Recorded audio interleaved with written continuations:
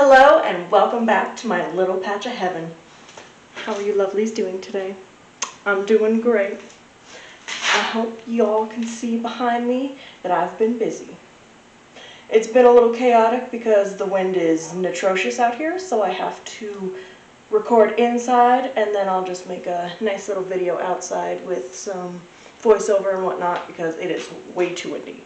We got about 30-mile-per-hour winds outside, so yay for living on the plains. But I have made a 5x5 raised bed that my boss was very kind enough to lend me some wood, so that way I don't have to, go too much in the hole. But I was going to fix up the other raised bed, but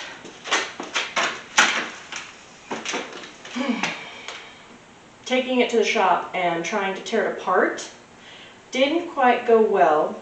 As you can see, it's still together, but it has nails in it. Like when I discovered it last season, I thought I had screws. It has nails. If I do that, I will break this wood completely. So this bed is just going to have to stay the way it is, and it's just going to have to survive. It's going to have to do. So this is still going to be the potato bed, and this is a little less than, what, 3 feet, give or take?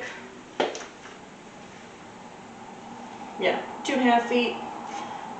But it's deteriorating really bad, and there's just no saving it unless I just make a whole brand new one, which I did.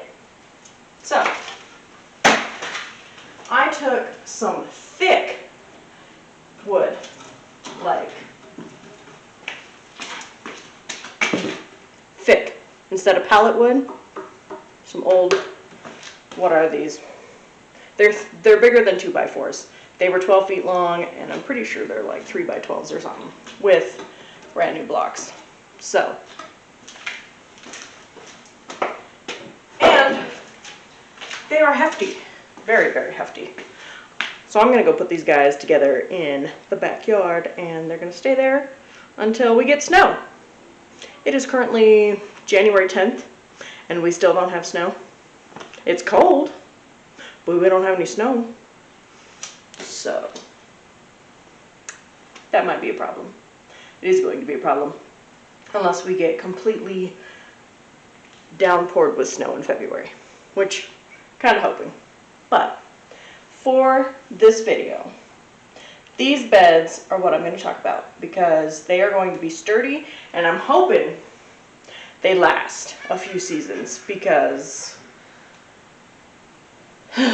making raised beds out of pallets, yes, they work, but if they're not treated or painted correctly and they're not taken care of, they fall apart easily, like that one. So I'm hoping this will last a few seasons, probably 5 seasons. That's what I'm going for, because I'm going to put some kind of landscaping fabric or something like I did on the inside of this one to make it last longer on this bed. And then this will be for the spring wheat. And hopefully that goes well. I'm really looking forward to that. So with this 5x5, I'm going to have to put a cage over every single bed, which is going to be a pain in the butt. But doing that, it's going to save me from all the pests. The birds, the squirrels, the rabbits, and I'm going to be able to make it to where the mesh is big enough to where pollinators can come in, so that way, the life cycle can still go on. But the difference between, well, I guess I should say, this season I will have wooden and metal beds. I'm currently waiting for the metal beds to be delivered. The metal beds are going to be 4x12s, and they're going to be like about 1 inch high. And I have a bunch of old wood scraps that I'm going to put in there after I put down landscaping fabric and fill that up so that way I don't have to spend that much money on soil. But the difference between wood beds and metal beds is the metal beds last longer and they keep the soil warmer in the summer. And the wood beds, yes, they keep in good moisture and they look better in my opinion, but they deteriorate a whole lot faster and you got to take care of them more.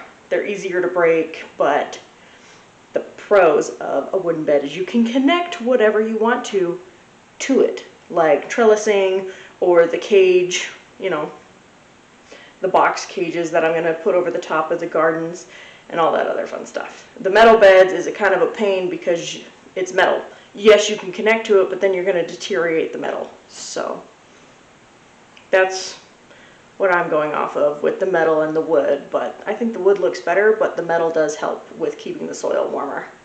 But let's go install these into the backyard and make a fast video about it because it's cold outside. Thank you for joining me, and I hope you guys have a wonderful day.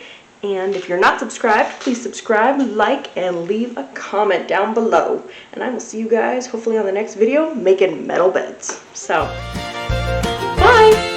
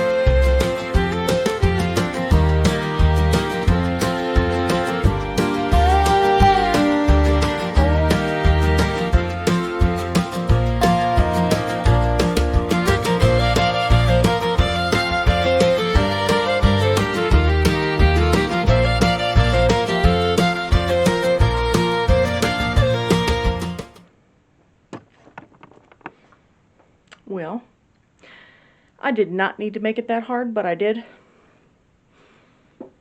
My drills just weren't cutting it. My Ryobis did not have the power to put any screws anywhere in that bed. That was very frustrating. So I went to my job, asked my boss, and I stole his DeWalt. Didn't steal. I borrowed. I borrowed his DeWalt. Because I'm bringing that back today, but still.